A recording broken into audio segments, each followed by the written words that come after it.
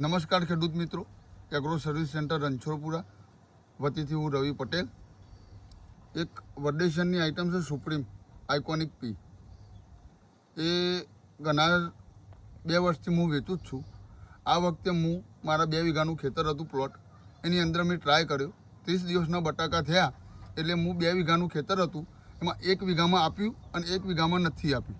આ એનું રિઝલ્ટ આખું અલગ જ છે. આજે હું શુભભાઈને લઈને આવ્યો હતો અને શુભભાઈ બંને 2 ખેતરમાંથી એક છોડ બહાર કાઢ્યો અને જોયું. બંનેનું આખું રિઝલ્ટ જ અલગ છે. આમાં મુરાદાનો ગ્રોથ, વ્હાઇટ તંતુમૂળ, જે એની દંડી, આખો છોડની લીલાશ, કોઈ જાતનો કોઈ રોગ નહીં અને 1 નંબર એકદમ સારામાં સારો છોડ છે.